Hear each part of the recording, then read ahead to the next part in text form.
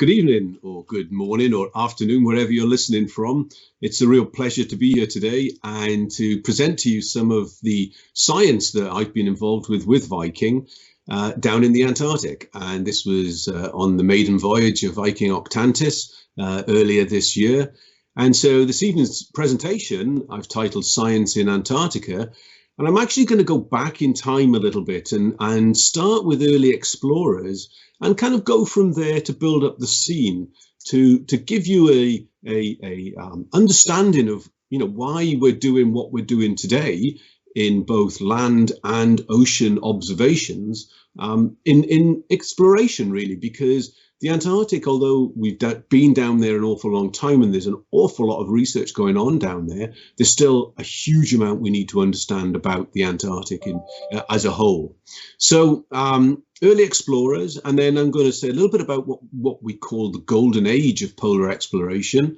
I'll talk about modern methods, and here I'll split that up into both land methods and methods in the oceans, and of course that's in particular where the Octantis comes to play. And I'll say a little bit at the end about what I believe to be a future of science data gathering. So, Terra Australis Incognita, the unknown, the Polus Antarcticus. It's the Greeks who really we owe the first sort of postulation about Antarctica and this potential for a vast continent. And they thought of it really in terms of trying to balance things against what we know about in the north at that time, in the conglomeration of continents that we had in the northern regions. And they thought that to world balance, to sort of balance the earth, they needed something down in the south. But of course, they didn't have the means or the mechanisms to really explore down there.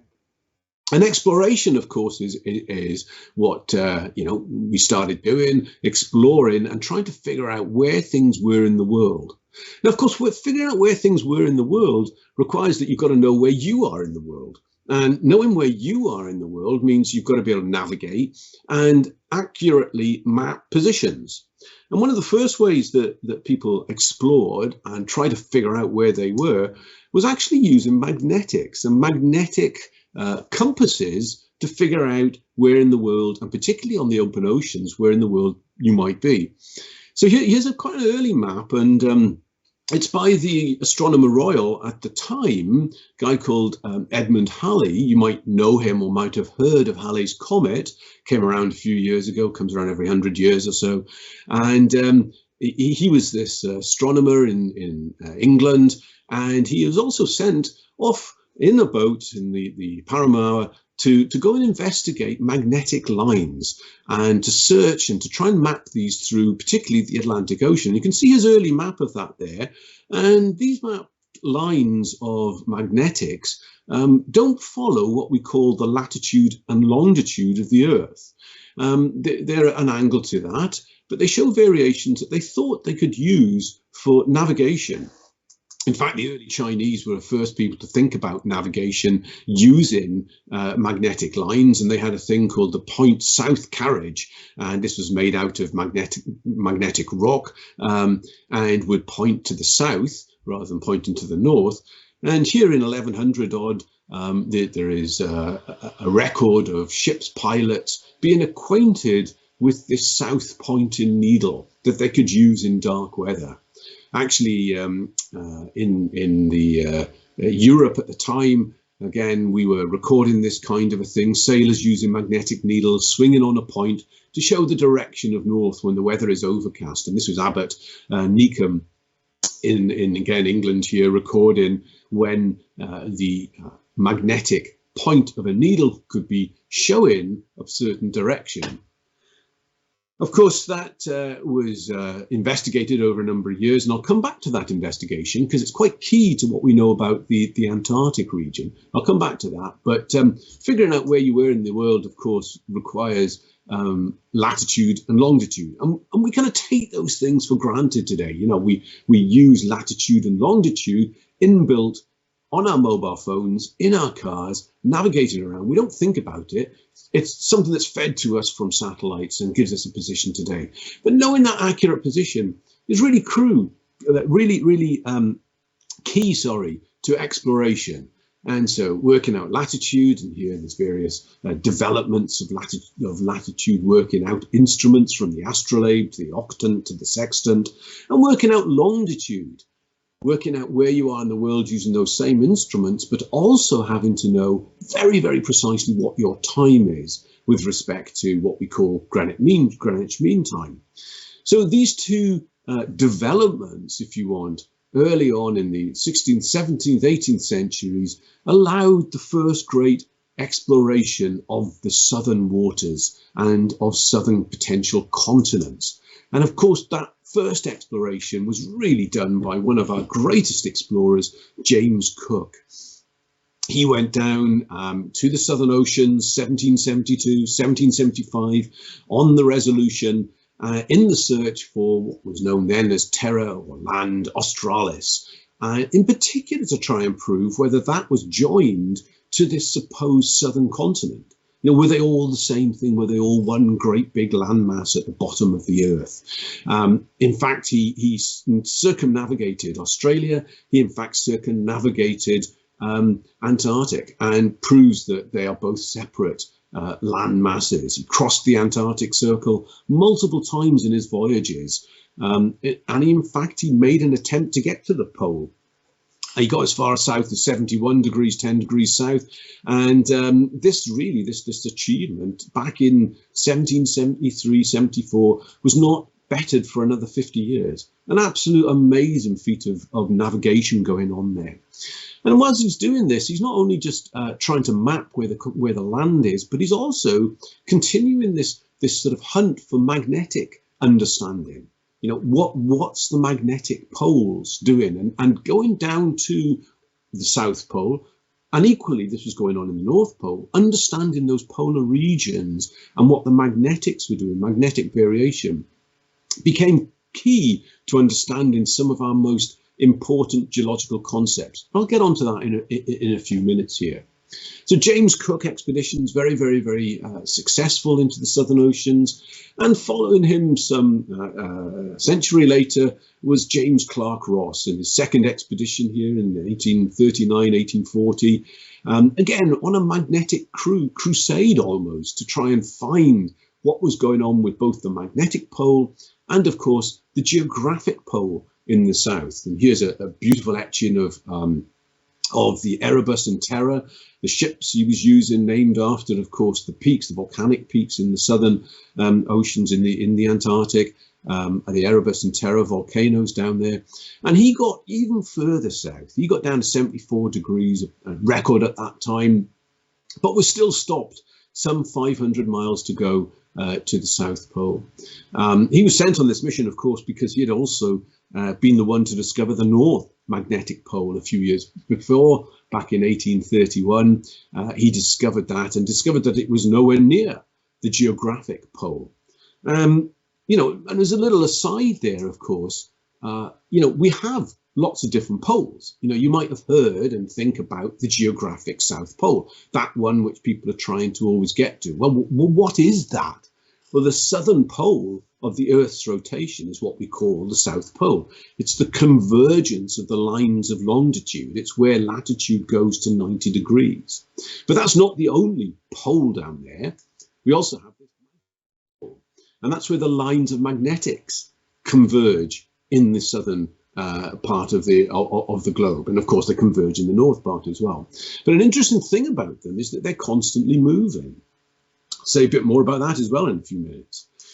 And so, because they're constantly moving, we also have what we call the geomagnetic pole, a theoretical pole that rationalizes all the movements of the true magnetic pole. And in fact, there's a fourth pole, and that's, of course, the inaccessible pole, the center of the continent, the furthest from any shores. So if you're an explorer today, you know, ticking off these different poles might be on your bucket list. It's not on everybody's. It's a bit cold down there, but there we go. It's on some people's bucket lists.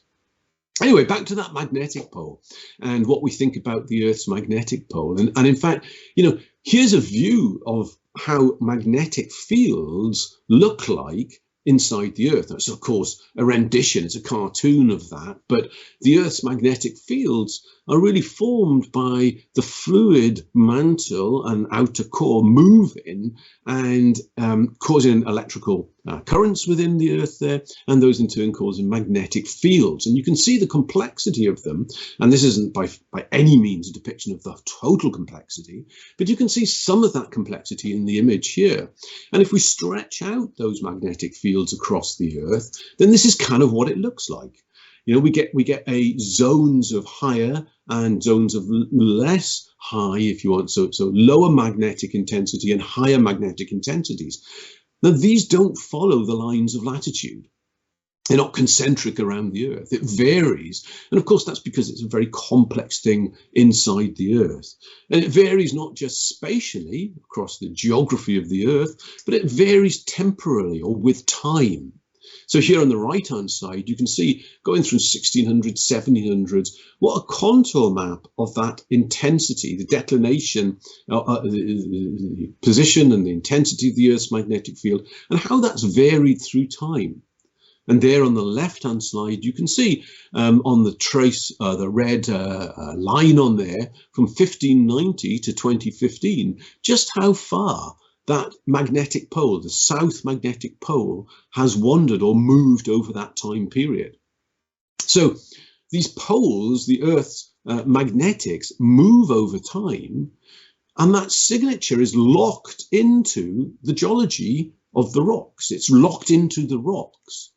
And in fact, that magnetic signature being locked into the rocks as the rocks are forming is one of the very first pieces of solid evidence that we had to prove the theory of plate tectonics.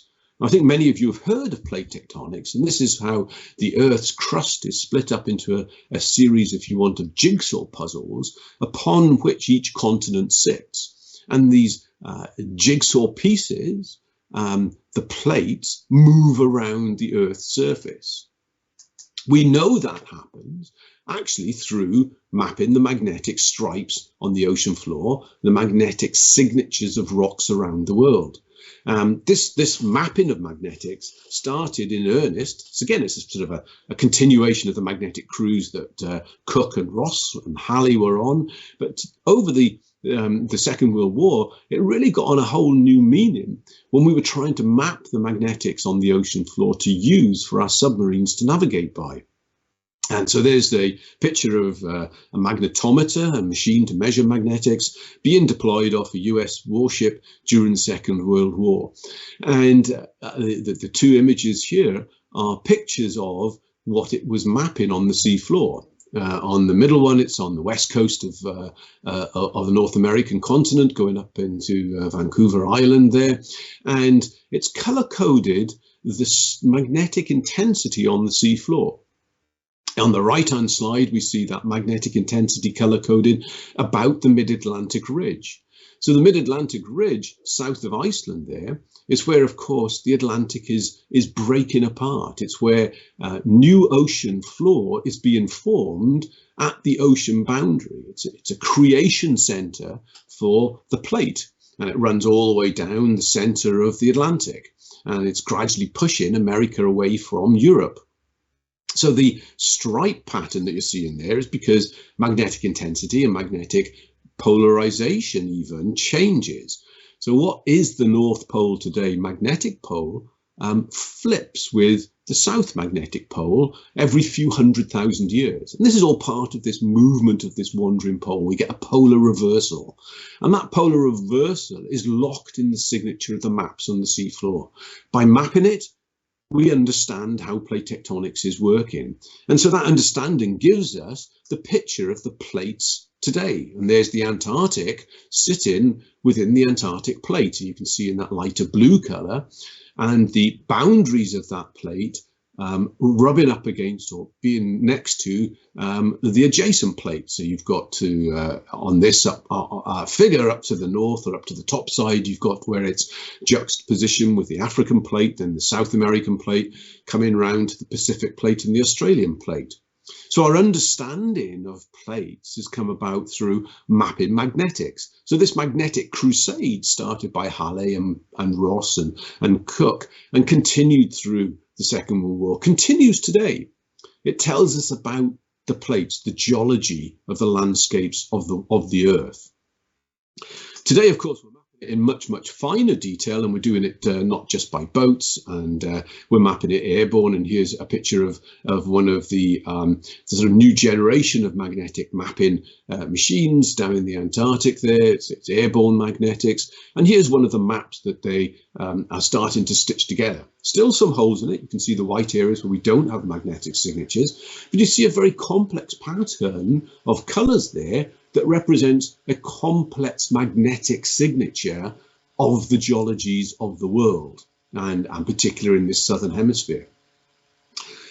Here's a different view of that complex magnetics, and here this is kind of a sideways view of part of the Antarctic continent in the middle, and then off to the sort of centre up part of this figure you've got India, to the left you've got Africa, and to the right you've got Australia.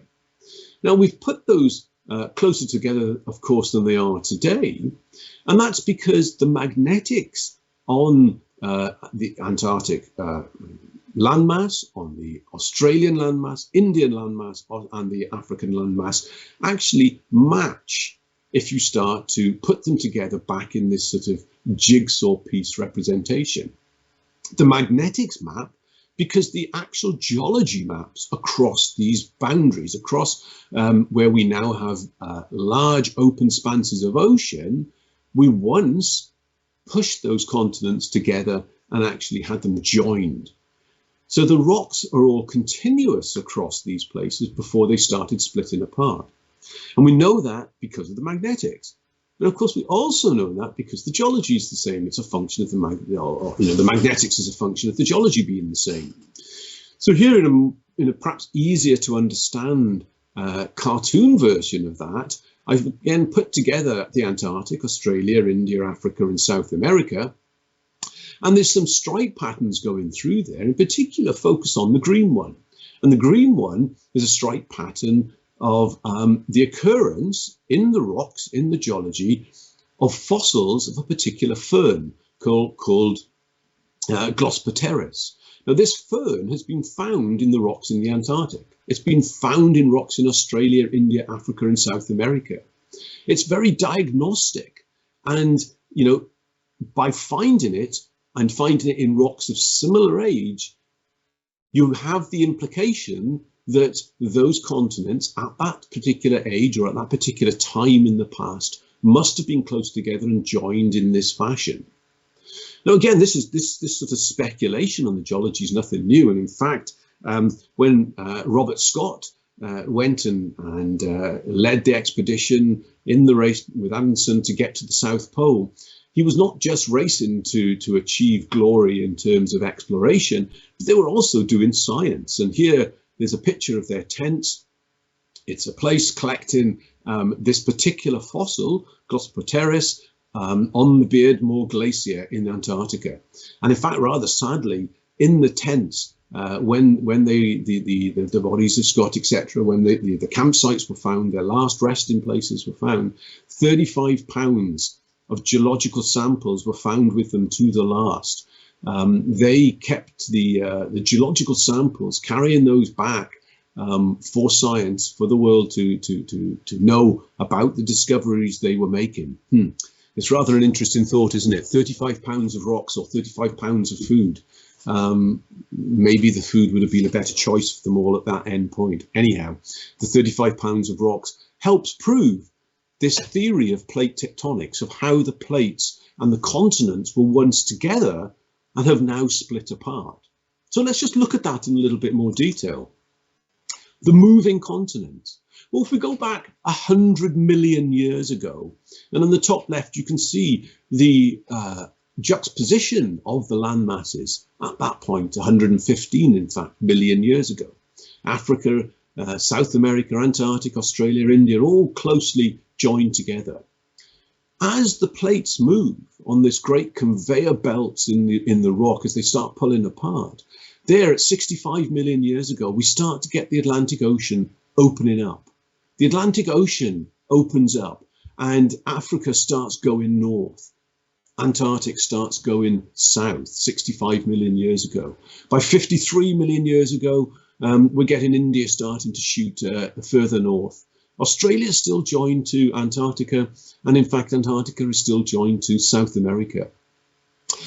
By 40 million years ago, though, something really interesting starts to happen, and that's because the Atlantic Ocean has opened up enough that we start to get a big influence, not just on where the land is, but where the big open spaces between are, in other words, where the oceans are, and start establishing very, very different ocean current movements. And it's those ocean current movements that really give us the sorts of climate that affect what is on the land masses. It's an intimate relationship between currents in the oceans and climate globally.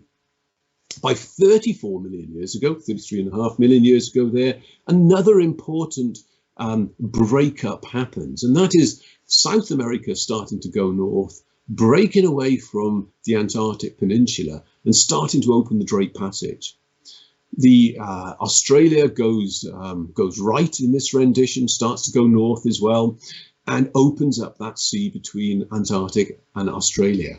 And this allows something very special to happen to this part of the world. And that's for the circumpolar currents to start to form. Starts weakly in the first point, but then gets stronger and stronger. And as that happens, as global currents start to establish themselves in a very different format than when all these continents were stuck together, we have global climate start to really change. So here, the Drake Passage, that big circumpolar current happening around 34 million years ago, between 34 and 40 million years ago, and we can see a global drop in temperatures. And this graph shows what's happening in South America and the link between that and global temperatures, and that opening up of the Drake Passage, the establishment of circumpolar currents whipping around the Antarctic continent. And then further on, at about 5 million years ago, we shut off the gap between Pacific Ocean and the Atlantic Ocean.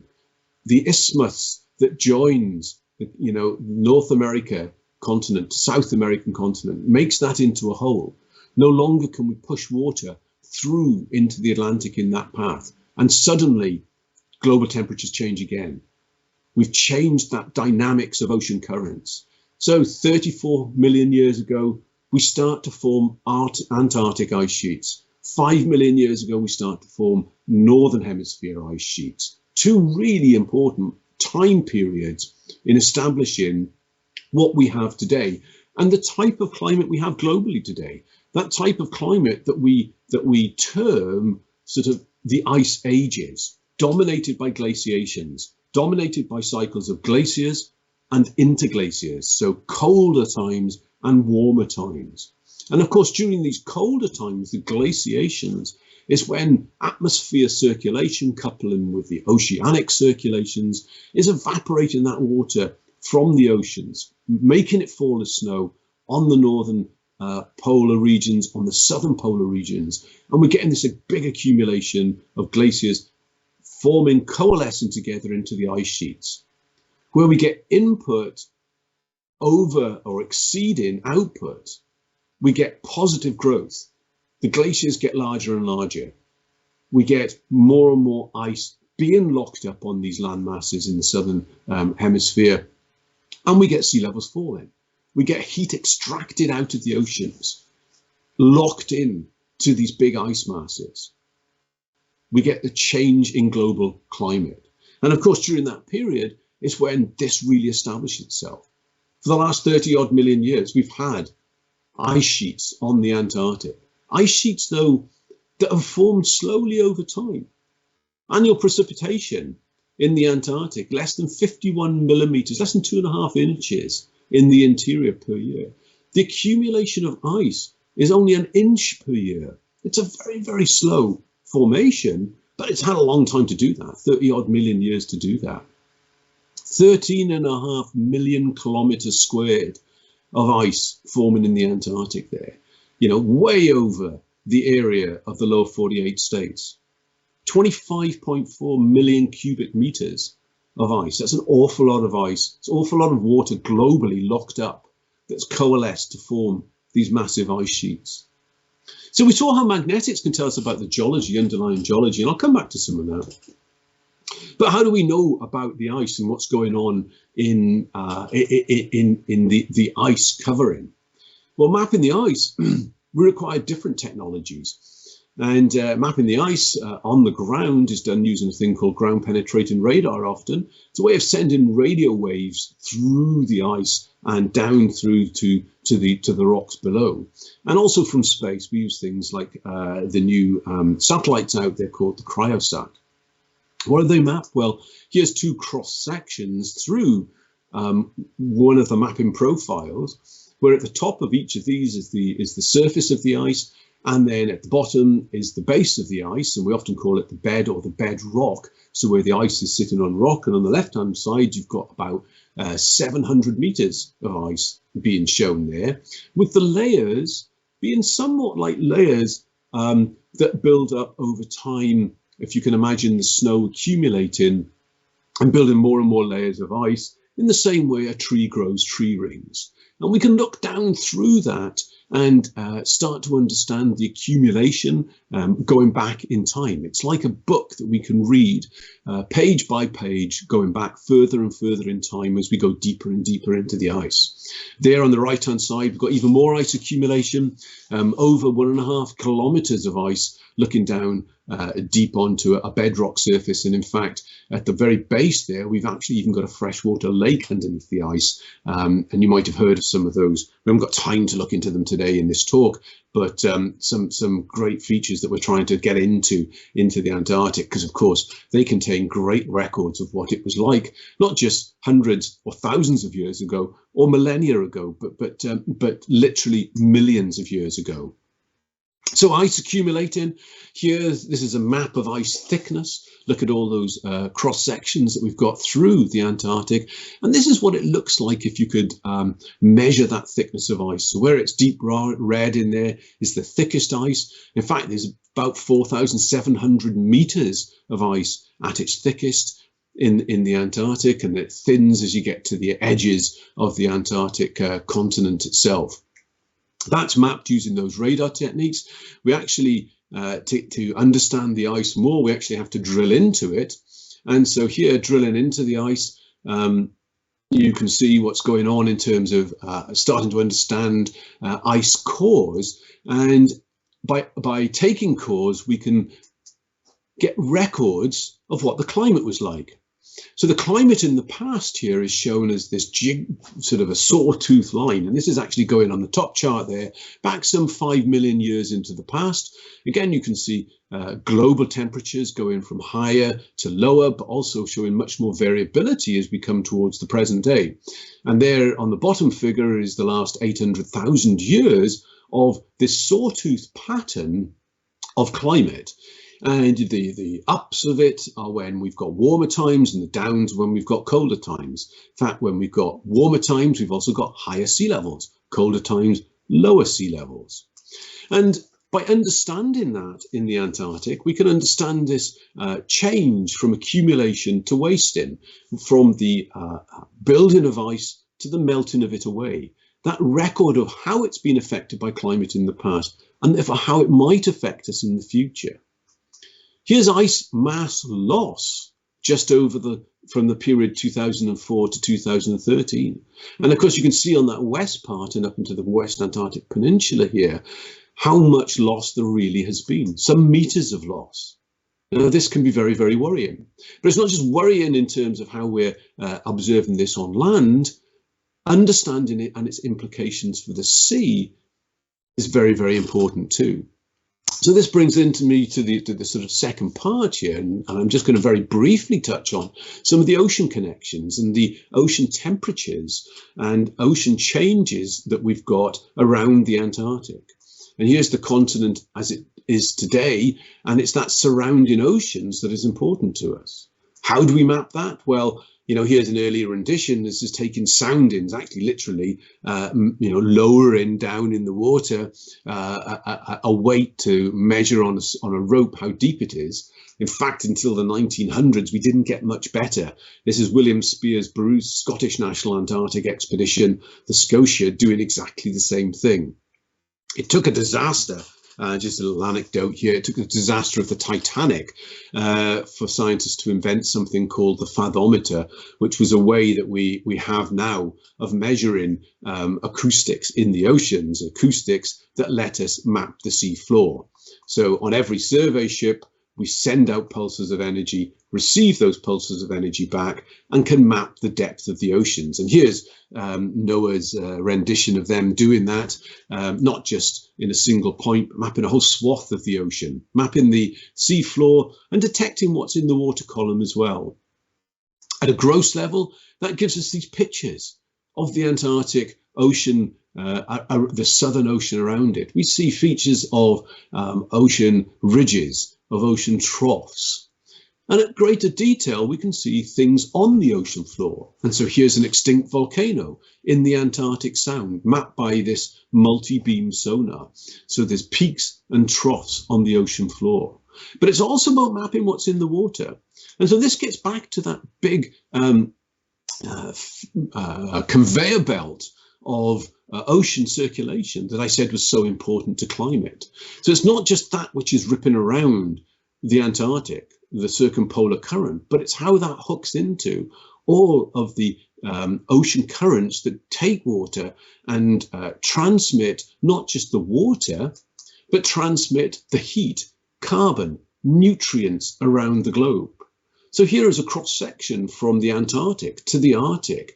You can see various currents at different levels, pushing this water, this heat, this carbon, this oxygen, this nutrients around the globe. And it's in particular what goes on in the formation of what we call the Antarctic bottom water on the left-hand side there, and on the right-hand side, the North Atlantic deep water that is so important to these conveyor belts that take waters and these other vital elements around the globe. Every winter, as we cool in the southern hemisphere, we promote ice formation, sea ice formation. That causes salinity to increase in density. And this water, this colder water sinks. Cold Antarctic bottom water, then flowing north, deep in the oceans, is a big driver for ocean circulation as the warm water from the equator flows back again. And this brings me to what Viking and Viking Octantis has been doing, the science capabilities on board this expedition ship. We've got onboard laboratories, the ship's instrumentations. As a ship itself, it's a mobile platform, and within it, we have the special operations boats, the dive boats, the Zodiacs out there as mobile recording platforms.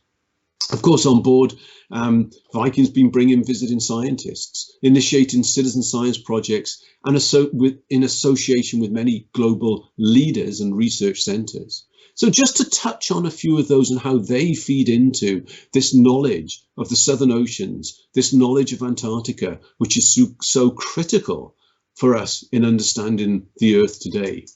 So I'm just going to talk to finish up here about two of these, and one is the dive support boat, and this again, this multi-beam sonar. So we're able to look at the seafloor and look at water in the ocean columns and what that tells us. And the other thing is something that probably some passengers might have seen on board. It's called a ferry box system. It's a way of continually 24/7 recording things like salinity of the ocean water, temperature, oxygen, turbidity, chlorophyll, vital components that we need to know about to understand ocean waters.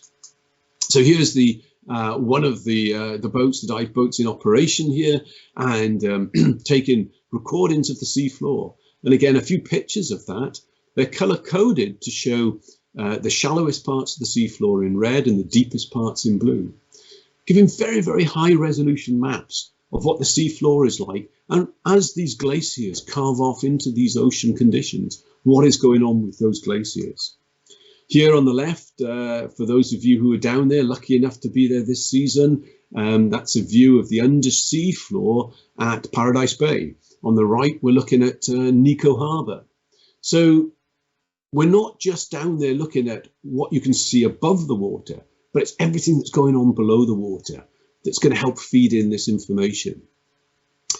Here's a view of one, and this is just one of the excursions, the expedition excursions that we made this year. Going down and back again, this the passage marked of the Octantis from Ushuaia on the left down to the Antarctic Peninsula on the right.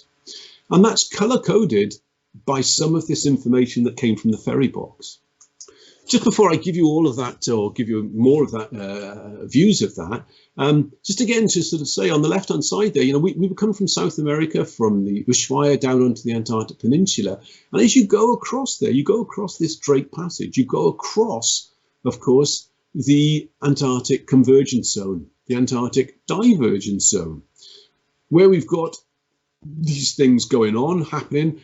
Together we get polar fronts, and polar fronts refer to where we get very big temperature differences in the water. That's why some of the reason why we get such big and large seas down in this part of the world. It's the whipping around there of these winds and the currents and this juxtaposition of warm and colder waters.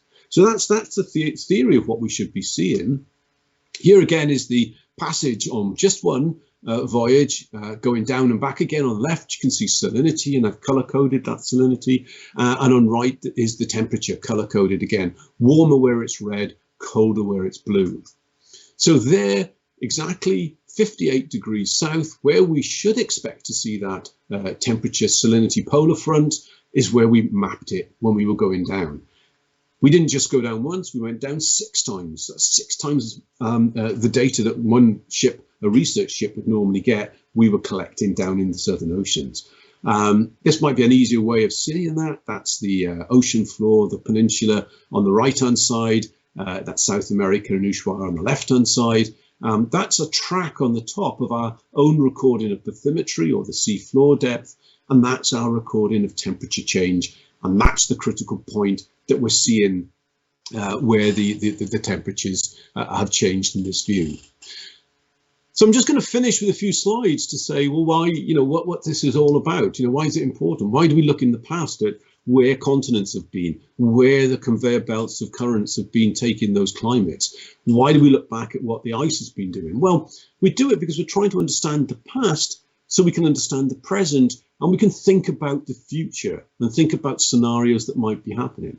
We know over the last 50 to 200 years, we've got a strong warming. We're increasing CO2 levels. Climate warming is giving us ice melt. It's giving us exposure of land.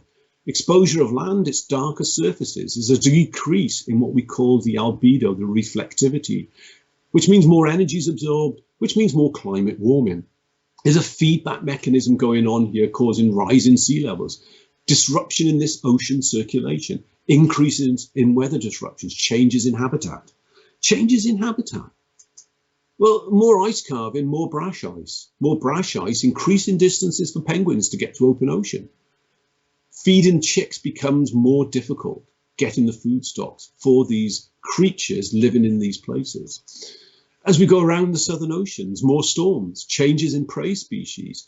These population of wandering black-browed, grey-headed albatross, spending more time at sea, it's more difficult to get the food. The chicks are suffering. 35 years, over the last 35 years, albatross halved populations in some places. But it's not just down in the Southern Oceans, of course. If we're melting this ice, we're increasing global sea levels. Here's a prediction, 22-year sea level surface height change. The West Antarctic ice sheet. It's where the Doomsday Glacier is, and a lot of science is going on today. If we melt the whole of the West Antarctic ice sheet, it will cause 2 meters of sea level change globally. There's New York. There's a model with 2 meters of sea level rise. You know, we see it popularized, or not popularized, I should say, depicted by Hollywood. Day After Tomorrow, all about circulation currents, and could we shut them down?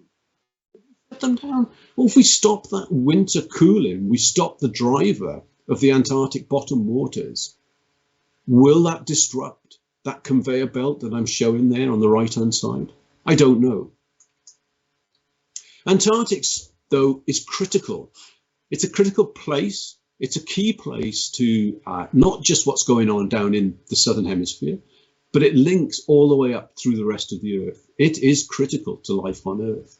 It's critical that we do the science down there, and I'm just really pleased that we're now able to do so much more science. These ships are fantastically equipped, and we're going to get huge amounts of data. These various institutes that are associated with the work, I think, are privileged. I'm glad that I'm involved with it, and I think that there's a great new future for how citizen science can be done. It's not the old model is out, but we've got a new model that we can work with here. So thank you very much for listening to me tonight. I'm very happy to stay online here and to answer any questions that anybody might have on this, or hopefully anything. And if I can't answer the question, I'm at the University of St Andrews, and there's an email address there somewhere. I'm sure I'm always happy to answer any questions that anybody has via email in the future. So thank you very much. Thank you so much, Richard. We have got some questions that have come through. Our first one here is from Carol. She's in Cincinnati, and she asks, how much of the Antarctic ocean floor is still yet to be mapped? Oh, yeah, really, really good question. So the maps that we show today sort of are based mainly on satellite data, and in fact looking at gravity signatures. And so we've got the world's oceans mapped, but it's the resolution at which we're mapping them that is the key thing. So, in terms of the sorts of mapping that we can do off ocean vessels, we've probably still got 95% of it to map. I mean, it's a huge amount. The world's oceans, you hear this bandied about statement that we've mapped the surface of the moon better than we've mapped, or Mars even, than we've mapped the oceans of the world, and that's still very, very true. We're making good progress on it, and a lot of global cooperative programs are doing that, but I suspect we're not going to have the Antarctic really mapped to even 50% of it at a decent resolution, probably for another 10 years. Thank you. A question here from Nikki in Brooklyn, and she says, are there any currently active volcanoes in Antarctica? And if so, are these being monitored by scientists to detect any signs of a likely eruption? Yeah, absolutely. There's active volcanoes. In fact, there's ones that we can see. And so, Erebus and Terra are down there, and, you get online and Google them and you can see them smoking today. So they are active down there. And I say those are the ones we can see. We also know about ones which are underneath the ice. And in fact, there are many kind of remnant volcanoes in the Antarctica that have erupted underneath ice sheets. You might be more familiar with the ones that have done that more recently on places like Iceland, and I won't even attempt to give the name to the one that erupted a few years ago. But yes, we have ones in the Antarctic that are active, and yes, they are being monitored. They are quite fascinating, really, and in terms of what they could, or how they can change dynamics locally of ice sheets, is something of great interest. Wonderful, thank you. Austin in Missouri asks, what is the largest ice cap to have ever broken off Antarctica? Do we know that? Yeah, well, so just a little bit first. So an ice cap is one that's on the land, and where the ice cap then, or the glaciers that come off the ice cap feed down into and onto the oceans, they form ice shelves. So that the Ross Ice Shelf, for instance, an absolutely massive floating piece of ice, the Larsen Ice Shelf, another humongous floating platform of ice, are the things that have broken off. So it's not so much the ice caps that break off, but the ice caps feed into these shelves. And so the Larsen Ice Shelf, yeah, that There's the Larsen ABC, and I forget the orders and where exactly, but 2017, 2002 was a very big one. So there have been some huge ones that have broken off. We talk about the size of Texas on some of them. We sort of talk about the size of France, that kind of size of ice shelf that's broken off. But as soon as it breaks off, they are quite fragile in many respects, and they do start to break up, once they become non-attached to the continent. Wow, thank you. Our next question is here from Zena. She's in Massachusetts, and Zena says, "This is fascinating. I've learned so much already." She says, "You talked about the magnetic pole constantly moving and how its location varies with time. How much does its location differ and how often? For example, is it found at a different location on a daily basis, or is it a longer term change?" Yeah, so I mean, if you've got an instrument with a high enough, precision to measure things, yes, it is changing on a daily basis. It is what we call wandering day by day. In the UK here, for instance, we have a set of maps. The Ordnance Survey produced maps, and if you look on those maps, they will tell you how much it's varying by, over a period of tens of years. So, a handheld compass, you wouldn't be able to see that change day to day. You have to worry about that day to day. But if you are going back to a region over the course of 30 years, for instance, then what we call the declination has changed over that time, and you should be aware of that. So it is changing in centuries to millennia. It's changing hundreds of kilometers, really.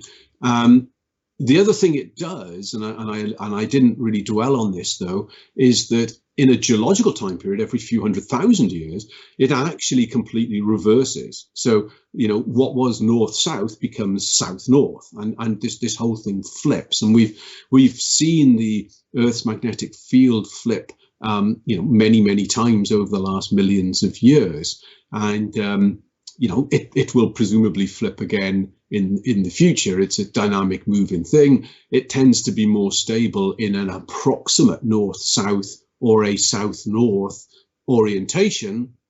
And that's probably because it's roughly oriented with the spinning of the Earth, and so the rotation axis of the Earth is north-south, and so the magnetic field is more stable in that orientation.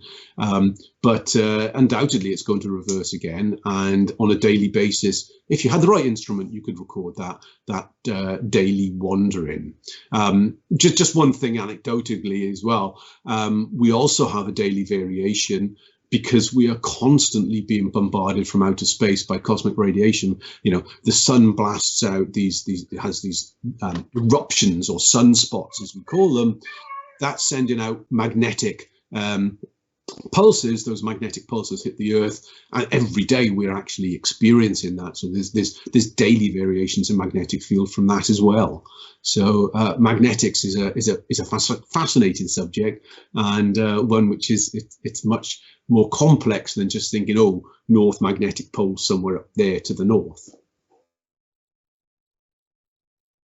Thank you, Richard. Another question here from Albert. He's in North Brunswick, and he says, "You mentioned that every few 100,000 years the north and south magnetic poles flip. Do we know where we are currently in that cycle and what the impact might be on the Earth's geology when the flip occurs?" Yeah, I mean, we're probably coming towards a place that, if you look at the law of averages, we should be looking towards something that's going to flip fairly soon. Now, it won't do anything to, so what happens is that flips, and the rocks on the Earth's surface, the new rocks that are being formed at the mid-ocean ridges, will then lock into them the magnetic signature of the reversed pole. So they won't care. Then nothing will happen to them.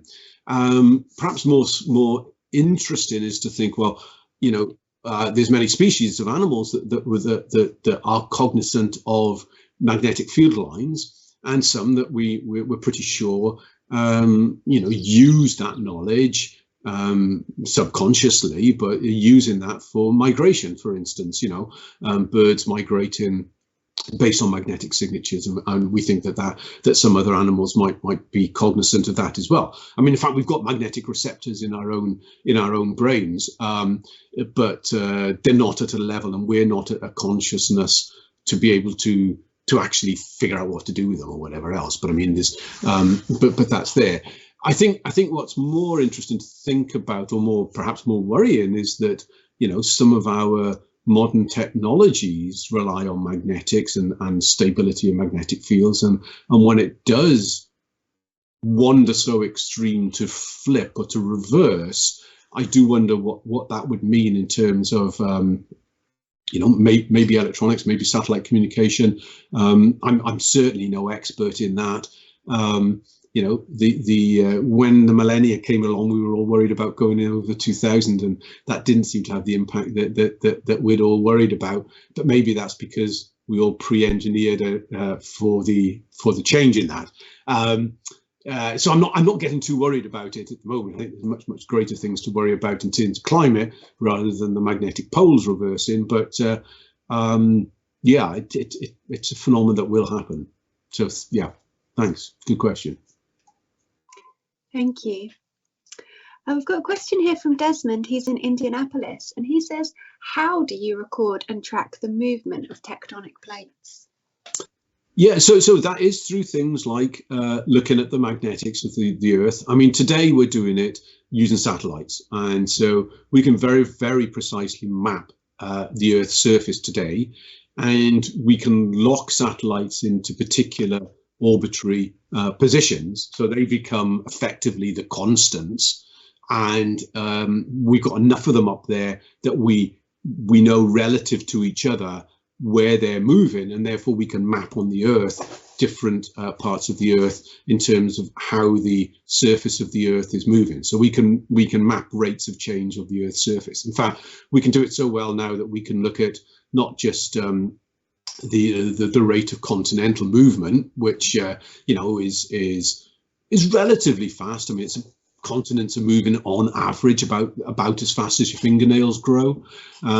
So we can not only do that, but we can also look at things like when earthquakes happen, the subtle movements of the Earth in those circumstances. Or we can look at things like the Earth bulging pre-eruption of a volcano, that sort of thing. So really we can do it from satellites. There's increasing amount of things that we're doing from satellites today. Wonderful technology to be looking at, doing and working with. Thank you. A question here from Bill. He's in Windsor in Canada, one of our loyal viewers, and he asks, as the Earth's plates continue to move and as the ice melts, could this potentially widen or narrow the Drake Passage?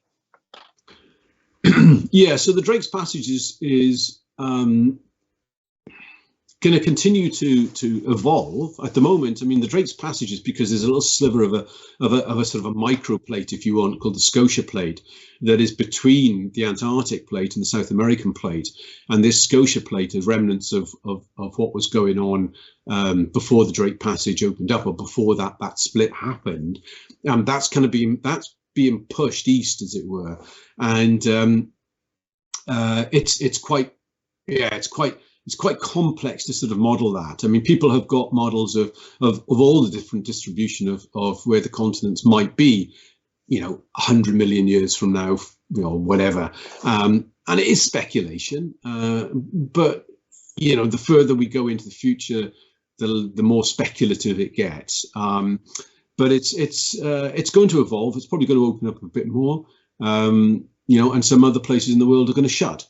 The Mediterranean, for instance, more than likely will shut up again, and the Mediterranean will go away. So don't buy real estate around the Med. No, it's going to take a long time for that. But but equally, or more importantly, I suppose, the changes in the ice at a totally different time scale, and the changes in plate movements and tectonics. So, continental drift is happening, the rate fingernails grow.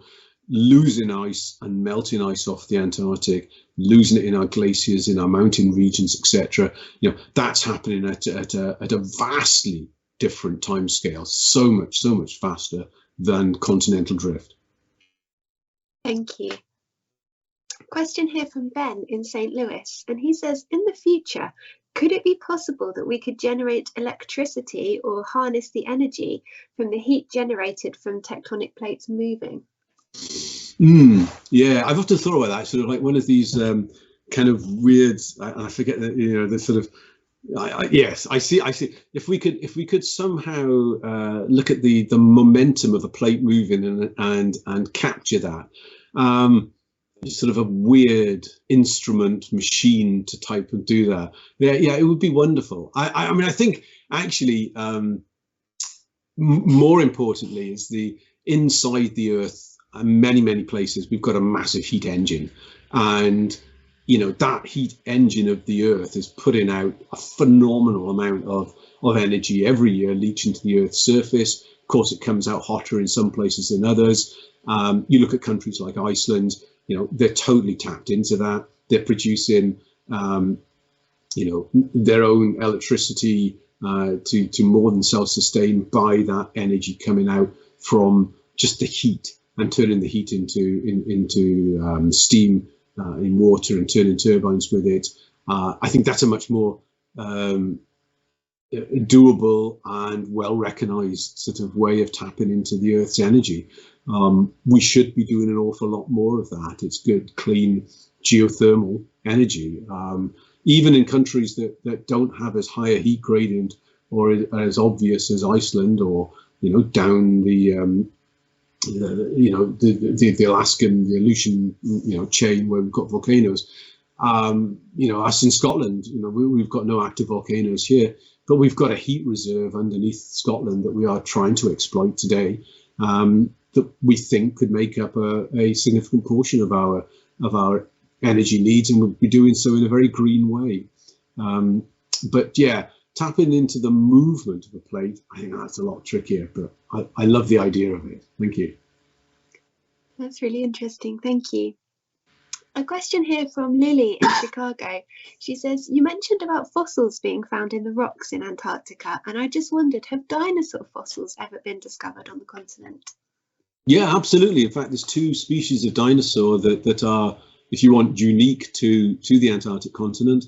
Or at least one that's unique to it. And off the top of my head, I can't remember its name, but certainly there are dinosaurs that have been found down there. Of course, they wouldn't find dinosaurs down in the Antarctic in the climate as it's got today.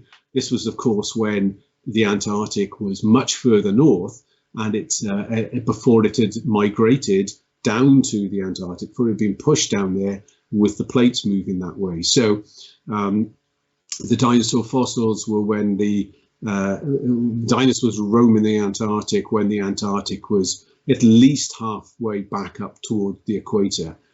So a period of at least 100 million years ago to 65 million years ago, at least, that it was a very much warmer place than it is today. Thank you. A question here from Glenn, I think he's in the United States, and he says, we're clearly in a period of climate change and adapting to warmer temperatures. Do you think this could ever be reversed by natural changes in the climate, such as the last ice age? Well, yes. I mean, if you look at that sawtooth pattern that I showed, and particularly the one that was over the last 800,000 years ago, I mean, we're in this period with the way the conveyor belts port heat around the globe, around the oceans. We're still firmly fixed until those continents move a heck of a lot further. We're firmly fixed in this cycle period of glaciation and interglaciation. And within that, we should now be dropping into a glaciation again. The sawtooth pattern, the ups and downs, we're at the top and we should be coming down. We're not doing that.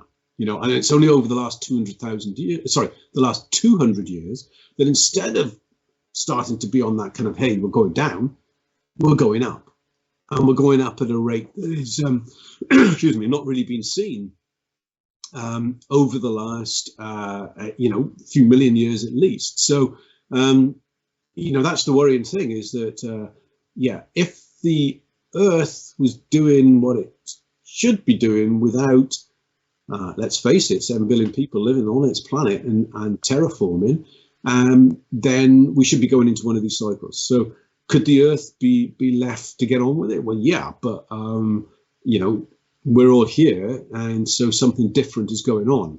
And I think that's the part that, as climate scientists, it's very, very hard to model, because we can look back at the past, and we can look back at this sawtooth pattern, and we can see how it's happened and see what the drivers have been in the past to that climate signature. But we've just thrown a spanner in that work in the last 200 years, and something that has never been thrown in to the machinery of the past. So we've got a very tough time trying to predict how that spanner's going to, mess up that machinery, and what that's going to do ultimately. And I think that's on this planet. Thank you, Richard. More of a personal question now. We've got Robin in Long Beach in the United States, and he asks, when did you first visit the Antarctic? He says, I met my wife there in 1994, and they're planning their third trip back to Antarctica in December with Viking. Excellent. Good to go down there. My first trip actually was this January. So I've been down to the tip of South America, and most of my polar work has in fact been up in Greenland and in the northern parts of Europe and Greenland, North American continent. And so this is my first trip. In fact, absolutely fascinating. Just totally brilliant place to go to, as you're going back, a testament to the splendor of it all down there. Thank you. And we've got Dee in Canada, and she asks, will you be doing the same kind of work on board when the Viking ships go to the Great Lakes? So the Viking expedition ships are fitted out with so many neat science tools and toolboxes, and I've just mentioned a few here today. In fact, if you're tuning in tomorrow, I think another part of the science will be talked about, the burrows, as they're called, their way of looking at some of the species of life in the oceans, by taking measurements and particularly videos on these baited boxes that are lowered. So do tune in tomorrow and see some more of that. There are many other aspects of what the ships can do and will do that will be deployed. And really, it's more a question of what are the questions in these different places that we need to answer. And like any scientist, I mean, the wonderful thing here, okay, I'm a geophysicist, right, by training, and I love my job because I've got this like huge toolbox, and that toolbox has got all these incredible instruments that you can apply in different ways for different things to answer different questions, or at least to try and answer different questions. So in answer to your question, what we're going to be deploying from the Octantis, and in the future from the Polaris, it is determined by the questions that are being asked. And so, obviously up in the Great Lakes, you're not asking questions about, that ice front and what's happening with that ice front. So we would be asking different questions. And for that, we'll be using different tools. Some of them will be the same. Undoubtedly, there are some universal tools. I use multi-beam sonar literally the world over. And, it's some of the tools are more bespoke to different places. So I'm sorry I can't answer you exactly XYZ tool, because it'll depend on the science program. Thank you. Another personal one here. This is Lenny in Grand Rapids, and he asks, what's the art piece and the map that we can see behind you? If you'd be happy to tell us. The art piece actually is I like to think it's a depiction of a volcano. My late mother-in-law is an artist who came from the Czech Republic, and she painted quite abstract, in some people's minds, abstract art, and that's a particular piece of hers, and I just think it looks like a volcano going off. Other people probably see other things about it, so that's one thing that's up on the wall there. Some of the other eclectic things around is I've actually got a rock xylophone actually over here, or a lithophone as they're known in the trade.